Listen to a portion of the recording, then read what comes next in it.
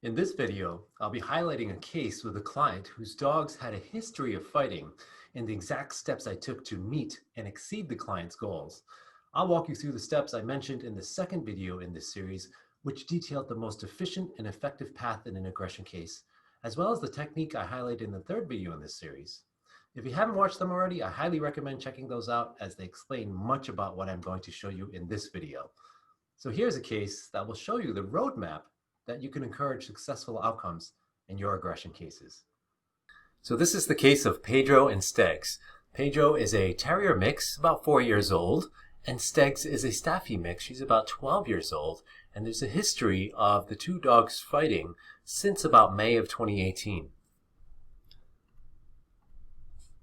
And you're going to see a little bit of the layout of the house here. That's one of the first things I do, again, with our history-taking format, going through the steps of an aggression case. We're going to look at the environment, of course, at first.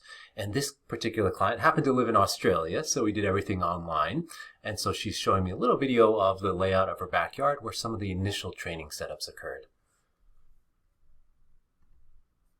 Okay, so this is our very, very tiny patch of grass. These are the pillars I was telling you about. We do have a little skinny aisle up the side. This is where Pedro eats his dinner. That's where the dog food's kept. This is our lovely little laundry.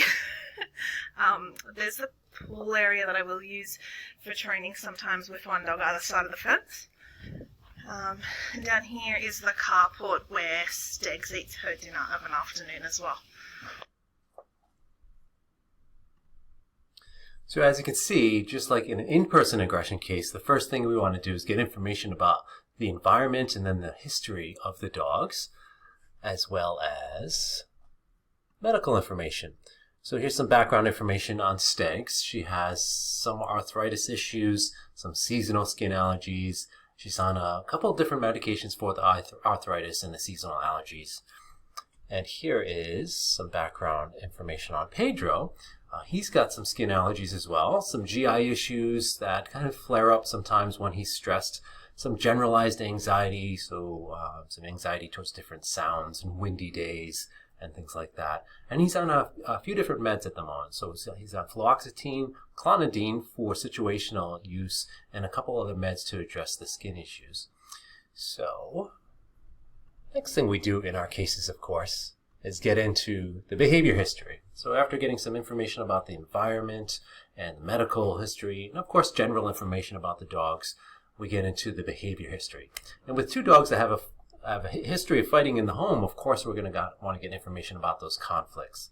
So in this case, most of the fights were happening generally after dinner time, when Jess was giving attention to one dog or the other. And the fights only occur when Jess is at home. And also when she sits on the couch, the dogs will growl at each other or also have conflicts there, and also happen when she's sitting at her desk. So a significant number of the antecedent arrangements, they call that, where there's the environment or context in which the problem behavior occurs, is when Jess is sitting or when she's there. So the dogs are competing over Jess's attention once you dig into the history of the conflicts. Here's some additional information. Pedro's threshold is lower if he's sleepy, anxious, or not feeling well. Just like people, a lot of dogs will have issues with more likelihood, more frequency of that aggressive behavior if they're having issues. And we talked about that in the last video about how fuel, the distant antecedents they're called, can make it more likely for an aggressive response. And so, of course, working in a case like this, you're going to want to address that as well. Remove some of that fuel as best you can. And some of the medication in this case was also doing that job. The dogs can't be trained at this point in the same room without some risk of conflict. So, of course, if Jess is doing some training, they may compete over her, but now we're also adding more value to that situation by adding in treats and her attention, especially if she's sitting. It's going to be a big issue between the dogs. Jess has also been bitten herself, so a level 3 Dunbar bite is a bite that causes puncture wounds less than half the length of a canine tooth.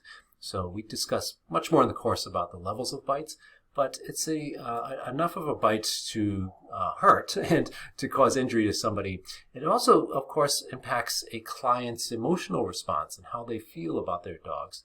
And it can have an impact on that human-animal bond. And in this case, it did with Jess in terms of how she was feeling about Pedro at that moment. Most of the fights between the dogs inflicted only level 2 on the Kara-Shannon bite scale. So minor injuries, nothing that really required any kind of major veterinary care. So level 2 Kara-Shannon scale bites are on the lower end of the range, but still something we want to avoid. So my initial recommendations in this case, in most intra-household dog-dog cases, and of course all aggression cases, we want to look at safety and management first. So we talked about that in the steps of an aggression case. First thing you do is always address the safety and management before you even start talking about behavior change, because safety and management also means preventing rehearsal of the behavior. And we don't want inadvertent reinforcement of undesirable behavior, such as fighting.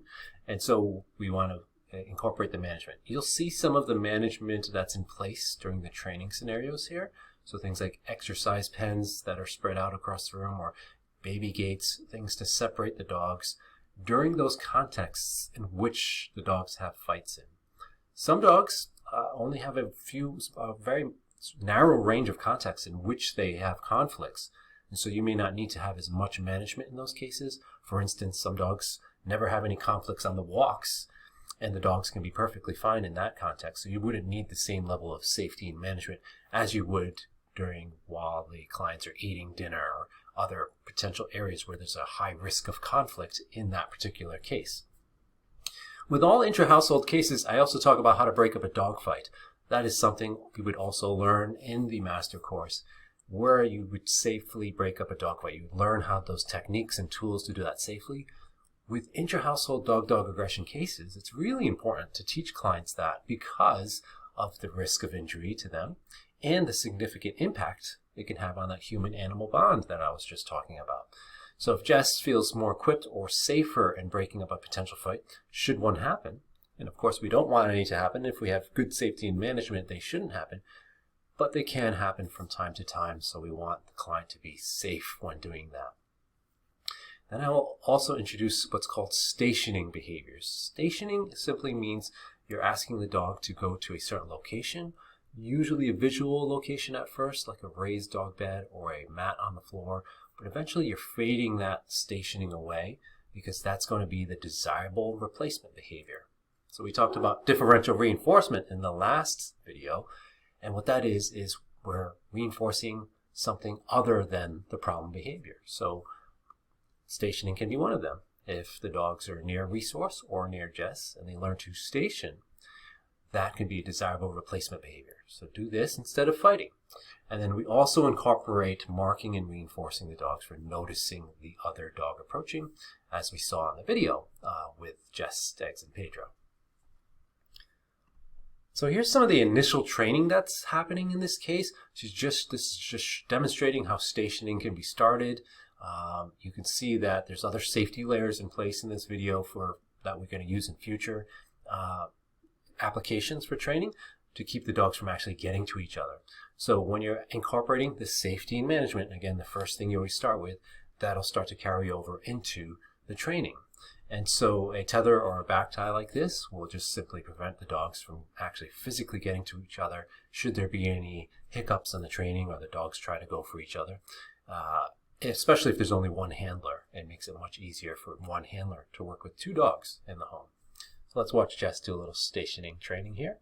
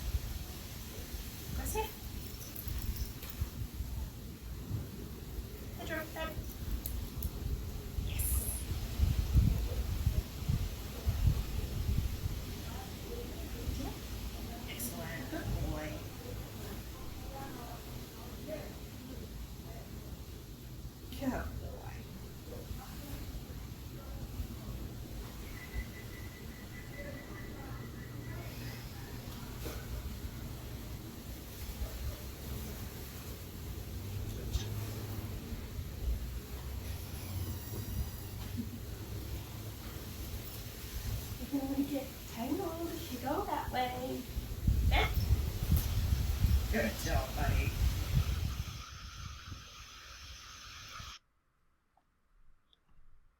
So as you can see, the initial steps that you give a client are very simple. So you can see there's really only one exercise that they need to train the dogs and start working on the dogs with.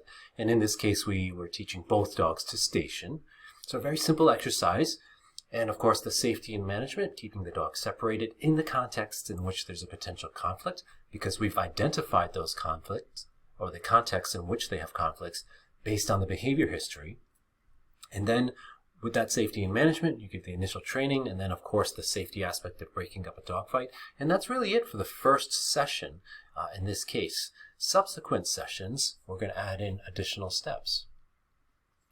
So for the next sessions, we start to fade out that visual station cue. So we start to get rid of that mat or station because oftentimes we're not going to have a dog bed or a mat near us. So for instance, if a context is walking into the kitchen near the dog food area or any other food locations, that can be a very hot spot for conflicts between two dogs.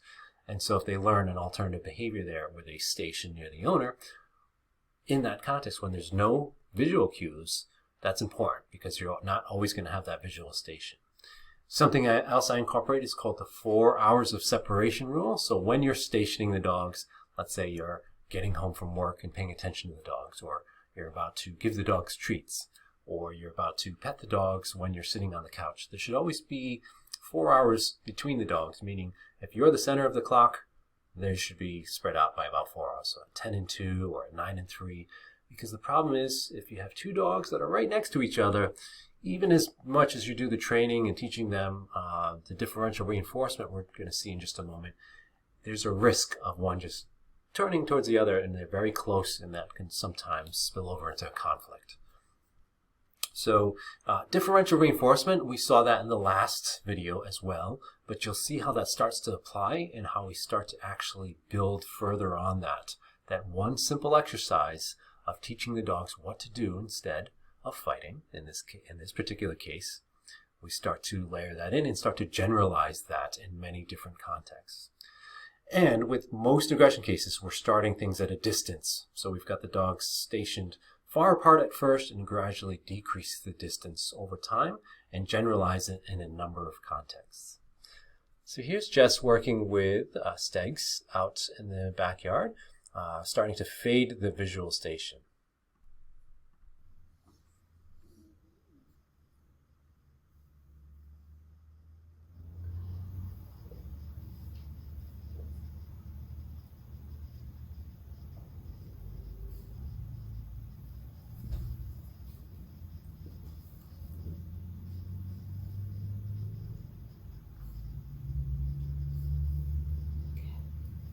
Station.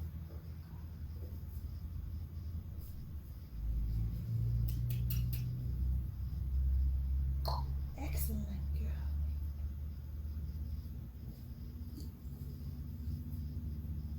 Oh, good job.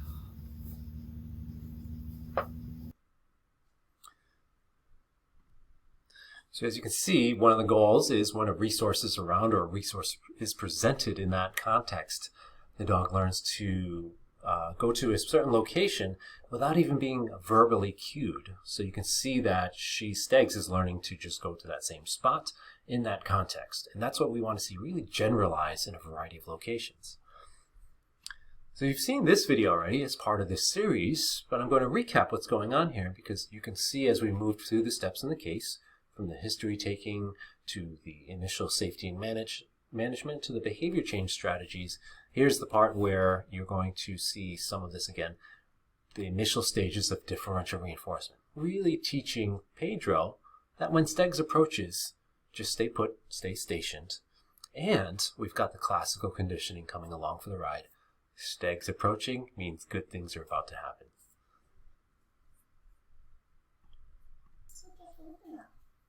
Yes. Yes.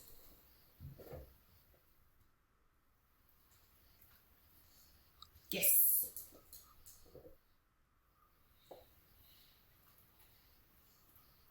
Yes. I said, wait. girly. He's a good boy, huh?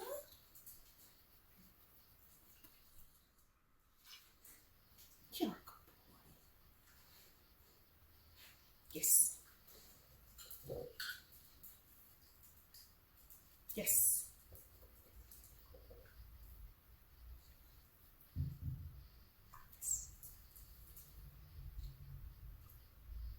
Yes.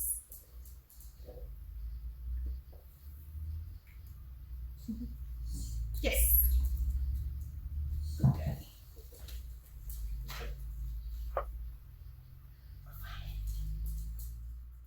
Great, girlie. Good job. Yes, Ben. Excellent. Fantastic choice. Good boy. Right, now we're going to wait. Yes.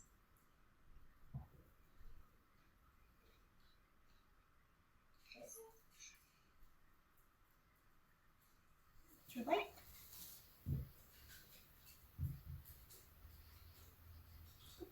Just wait.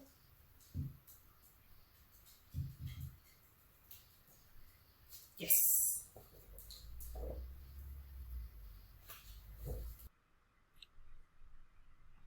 So again, you can see everything coming together here. We've got the safety in play. We've got that nice exercise pen separating the dogs just so there's not going to be any issues while we're doing the practice and the training. And you'll see how we start to fade that out as well as the case goes along. So I'm going to pause it there, and you'll see the second part of this case in the next video in this series where Jess has a very successful outcome with her dogs. Everything you saw outlined in the first part of the case of Jess, Pedro, and Stegs can be found in my master course, and I go into much more detail about each step that's taken, from safety to history taking to client consulting. I wanted to ensure all of the bases were covered. And as a reminder, everyone on the early bird waitlist will get access to the registration link the night before the Aggression in Dogs master course and expert bundle launches to the public. In the next video in this series, we'll look at the training Jess successfully implemented and the wonderful results that occurred. Thanks again, and stay tuned for the next video.